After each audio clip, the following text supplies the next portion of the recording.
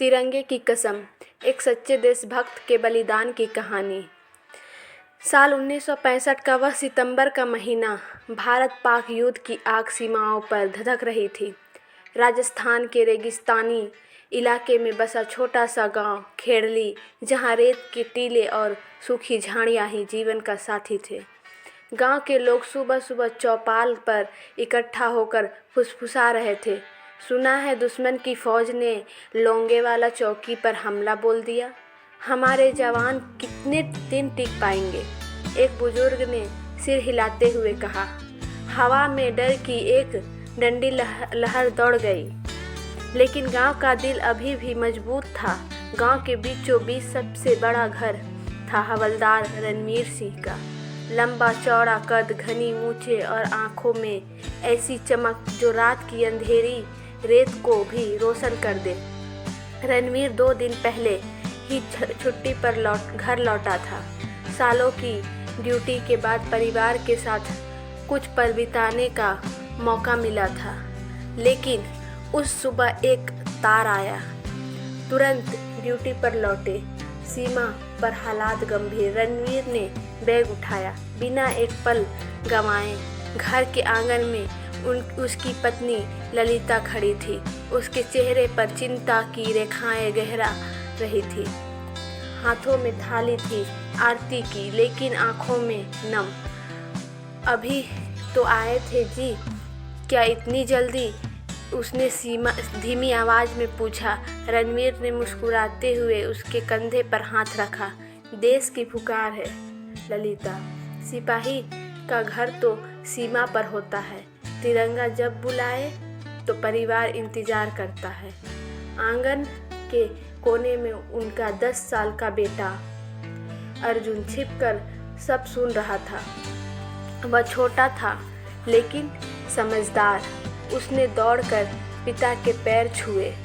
पिताजी, क्या आप जल्दी लौटेंगे और तिरंगा लेकर आओगे?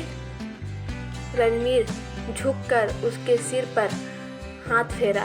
बेटा, अगर मैं ना आ सका तो तिरंगा जरूर आएगा। उसे सीने से लगा लेना और याद रखना, यह सिर्फ कपड़ा नहीं, हमारे खून की आखिरी बूंद है। रणवीर चल गया।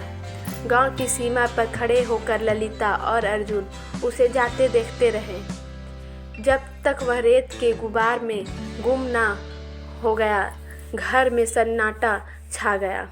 ललिता ने अर्जुन को गले लगाया। तेरे पिता मजबूत है बेटा, वे लौटेंगे। लेकिन दिल में एक अनजाना डर बैठ गया था। 2 दिन बाद रणवीर राजस्थान की रेगिस्तानी चौकी पर तैनात था। तेज हवाएं, रेत की तूफान उड़ रही थी जो आंखों में चुभते थे। रेडियो पर खबर आई, दुश्मन की सेना पास के गांव की ओर बढ़ रही है। उनके ट्रक और टैंक रेत पर सरसराते हुए आ रहे थे। रणवीर की पलटन को आदेश मिला, उन्हें रोकना है, चाहे जान चली जाए, गांव को बचाना है। रणवीर ने अपने साथियों को देखा। सबके चेहरे पर दृढ़ता थी, लेकिन आंखों में घर की याद। भाइयों, आज तिरंगे की कसम खाते हैं, कोई पीछे नहीं हटेगा, उसने कहा। रात होने लगी। गांव तक पहुंचते पहुंचते अंधेरा घिर आया। दूर से दुश्मन के ट्रकों की रोशनी चमक रही थी। बंदूकों की आवाज़ें गूंजने लगी।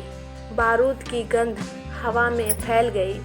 रणवीर की पलटन ने मोर्चा संभाला। गोलियां चलने लगी। एक साथी गिरा, फिर दूसरा। रणवीर का दिल दहल गया, लेकिन वह डटा रहा। आगे बढ़ो, उन्हें गांव ना पहुंचने दो, वह चिल्लाया। लड़ाई तेज हो गई। रणवीर के कंधे में गोली लगी। दर्द की लहर दौड़ी, लेकिन उसने हथियार नहीं छोड़ा। खून बह रहा था, पर वह लड़ता रहा। तभी उसने देखा, दुश्मन की नज़र गांव के बीच बने स्कूल पर थी। वहाँ गांव की औरतें और बच्चे छिपे थे। स्कूल की दीवारों पर तिरंगे की पेंटिंग थी। जो अब गोलीबारी में छलनी हो रही थी। रणवीर का खून खौल उठा।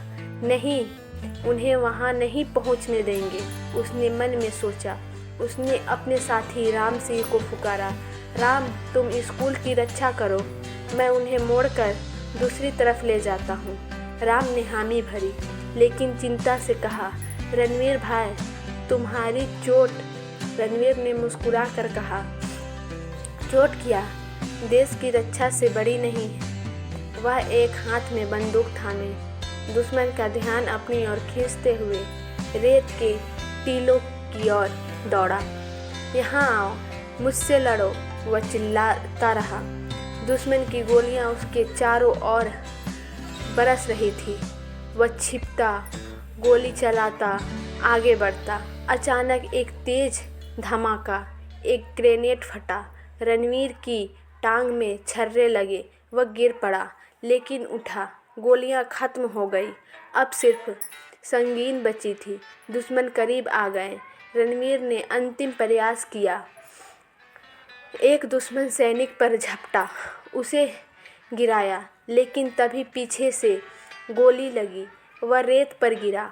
आंखों के सामने अर्जुन का चेहरा घूम गया।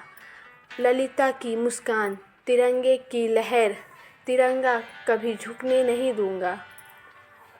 वह बुदबुदाया। उसकी सांसें थम गई, लेकिन चेहरे पर शांति थी। 3 दिन बाद की सुबह गांव में सेना के 2 जवान पहुंचे। उनके हाथों में तिरंगे में लिपटा रणवीर का शव था। चौपाल पर सन्नाटा फैल गया।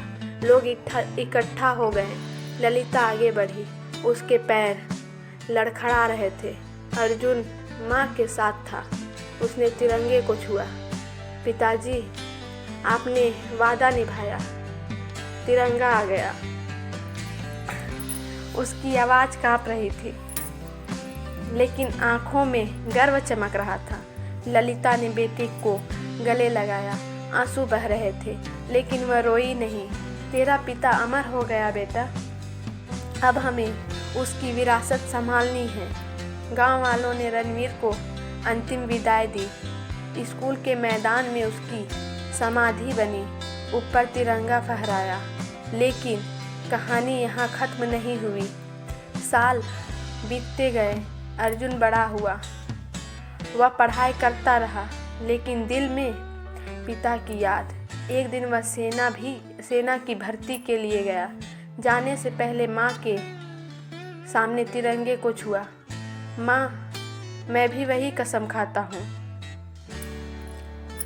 तिरंगा कभी झुकने नहीं दूंगा। ललिता के आशीर्वाद दिया। जा बेटा, लेकिन याद रख, बलिदान सिर्फ मौत नहीं, जीना भी है। भविष्य की पीढ़ियों के लिए उम्मीद बन। अर्जुन सीमा पर गया। 1971 का युद्ध छिड़ा। वह लड़ता रहा और लौटा जख्मी, लेकिन जिंदा। गांव में उसने स्कूल में पढ़ाना शुरू किया। बच्चे उसकी कहानी सुनते। रणवीर सिंह ने हमें सिखाया, बलिदान से उम्मीद जन्म लेती है। लेकिन तिरंगा सिर्फ कपड़ा नहीं, यह हमारे सपनों का प्रतीक है। गांव के बच्चे अब सपने देखते, डॉक्टर, इंजीनियर, सैनिक बनने के। रणवीर की तस्वीर चौपाल पर लगी रहती। नीचे लिखा, तिरंगा हमारी आखिरी सांस है और पहली उम्मीद है। आज 2025 में भी खेरली गांव में बच्चे उस कहानी को दोहराते हैं। युद्ध की यादें फीकी पड़ गई, लेकिन बलिदान की लौ जलती रही। रणवीर का बलिदान सिर्फ एक मौत नहीं था, वह एक संदेश था, उम्मीद का, कि आने वाली पीढ़ियां मजबूत बने, देश के लिए जिए, तिरंगे की कसम अंत तक। अगर आपको भी अपने देश से प्यार है तो लाइक और सब्सक्राइब करें।